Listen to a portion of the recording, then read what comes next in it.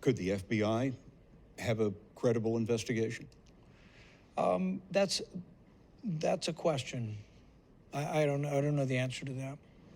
Maybe not, is what you're saying. Well, there were some pretty immediate conclusions on whether or not you're allowed to carry a gun at a rally, which were incorrect and not really reflective of the Second Amendment or the law. So I don't know who should do this. I think really if it were an independent group outside of the federal government would be better, actually. Senator Rand Paul just weighed in on the Minnesota shootings of Renee Good and Alex Pretti on CBS's very heavily edited 60 Minutes. I'll break down what he had to say, why he has little faith in a federal investigation. I'll get into my perspective as a Minnesotan and share some brand new poll numbers on what Minnesotans think about ICE operations. If you enjoyed this content, please like the video and subscribe to the channel. Let's get started. I saw no evidence. I saw a man that was retreating. I mean, he went to the middle of the street. He didn't even obstruct traffic. He let a car go through. As the agents advanced on him, he retreated to the side of the street. A woman is violently pushed to the ground, and he turns to help her, and that's when he is grabbed from behind. I saw no evidence of him assaulting the police. Okay, I'm going to stop it right there because I want to make a point. A lot of us have seen the video of Alex Pretti on January 13th where he's acting aggressive towards ICE and he kicks out a taillight. And let's just be honest, he was in the wrong that day. I'm not going to justify his actions, but there's zero evidence right now, at least from what we can see, and it's February 2nd, that ICE or the DHS or Border Patrol had him on some list or knew he was going to show up there to be hostile. And there is evidence that possibly he had a come to Jesus moment. Apparently his family was trying to encourage him not to show up and be aggressive towards ICE. So we don't know what he was doing there that day, if he had bad intentions. Should Secretary Noem be fired? I think we have to get through our hearing February 12th, and I think we have to see what the people who work for her say. But my advice to them, if they're watching and they come to testify, is if you come in and you're going to justify that this man was aggressively assaulting your police officers, that cannot be acceptable, and that's why they're lacking in trust. He also says he's concerned about the misstatements of others. The commander of the Border Patrol operation. This looks like a situation where an individual wanted to do maximum damage and massacre law enforcement. The FBI director didn't tell the truth about Pretti's right to carry a gun. You cannot bring a firearm loaded with multiple magazines to any sort of protest that you want. It's that simple. You don't have that right to break the law and incite violence. The president's advisor, Stephen Miller, called Pretti an assassin. That's a lot of people not telling the truth. It sounds like terrible judgment. I mean, terrible conclusions, incorrect conclusions, stating things that no one else believes. You can lie to your heart's content if there's no video, but the video doesn't support what they're saying. You seem to be saying trust is broken. Without question. Okay, this is really important. Senator Rand Paul is in charge of the Committee on Homeland Security in the U.S. Senate. So he's the guy overseeing the Department of Homeland Security, which includes ICE. This is not some, and this guy's from the party of the majority, right? The party of the president. So this is a pretty big deal. Now, I know people of all political stripes watch this show. So if you're someone that's like a Trump supporter or you're MAGA, let me explain why people like me are very frustrated. Right away, I mean, we saw the horrific video, and then we heard lies, like just outright lies from people like Greg Bovino and Kristi Noem and Kash Patel and Stephen Miller. You can't tell us this guy was, some kind of terrorist or he's showing up to massacre and create mass damage.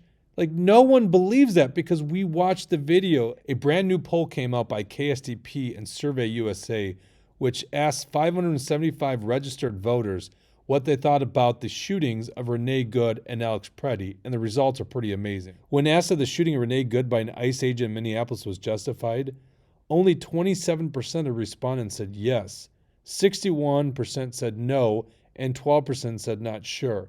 But it's even more fascinating. When you look at party affiliation, only a slim majority, 57%, of Republicans say it was a justified killing. 22% said no, and 21% weren't sure. And then when you look at Trump's 2024 vote, Only 54% of the people that supported Trump think it was a justified shooting. Now let's look at what respondents say when they were asked the question if the shooting of Alex Pretti by a Border Patrol agent in Minneapolis was justified. Only 16% of respondents said yes, 65% said no, and 19% said not sure. When you break it down by party affiliation, only 35% of Republicans thought it was justified. And according to the 2024 vote by Trump, only 36% of Trump supporters thought it was justified. And if you're one of those people that think polls really aren't that accurate, well, fair enough. But KSTP, Survey USA have been really accurate in the last two elections. By city ordinance, Minneapolis does not allow its police to assist in federal immigration enforcement. Last month, to sweep up illegal immigrants, the Trump administration ordered in 3,000 officers of the Border Patrol and Immigration and Customs Enforcement, known as ICE. It's a force 5 times larger than the Minneapolis police. Images of brutality inflamed protesters who, in turn, harassed the agents.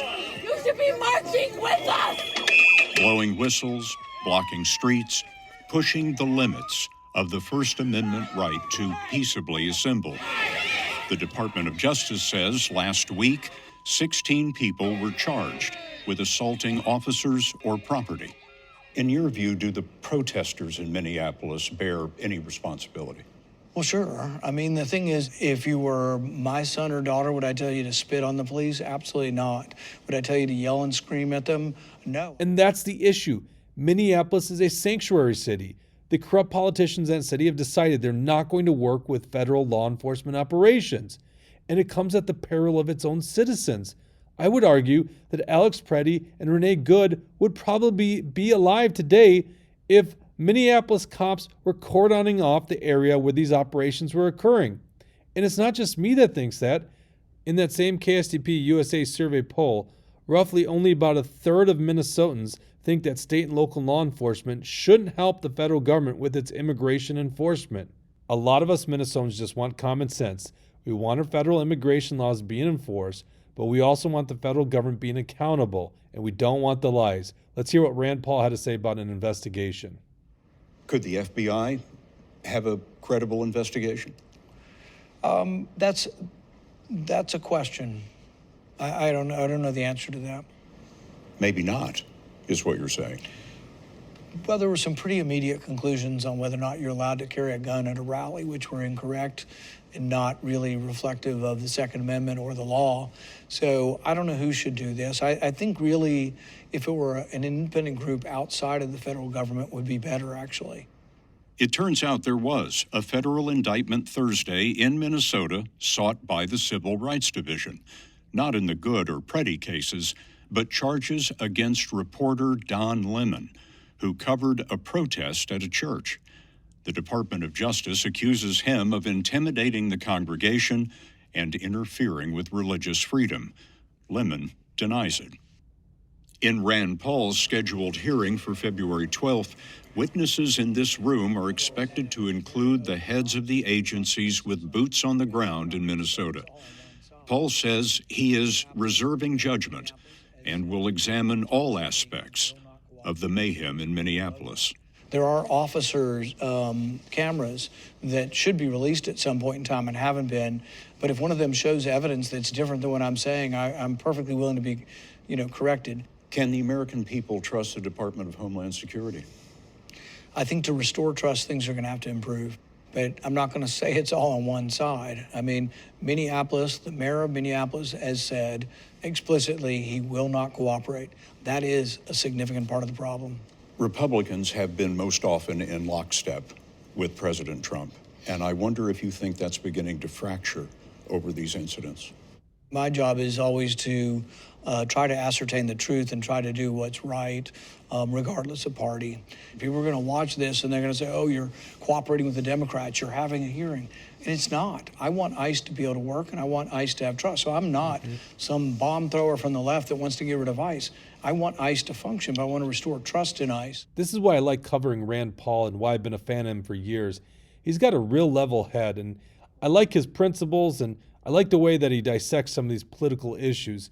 You know, there are some black and white issues out there, like, should we add more to our $38 trillion in debt? Of course not. Of course we should. And Rand Paul's been good on that issue. But in this one, there's a lot of gray. And quite frankly, the left, the far left, which doesn't want to enforce any immigration laws, is wacko. Like that is most people are not there with them. And you can see from the polling, most people aren't there with them. But the people that are so entrenched on the right talking points that act like ICE didn't do anything wrong in these situations, you're really out of line with where people are. And quite frankly, I think you're wrong. But the nice thing about Rand Paul is, let's see the evidence. And I'm looking forward to this committee hearing on February 12th. And I'm looking forward to the results of an investigation. I think it's really important. Things won't get better in Minnesota until we get some closure.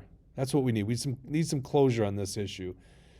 Let me know what you think on this. Leave a comment in the comment section. And if you enjoy my content, please like this video and subscribe to the channel. Thank you.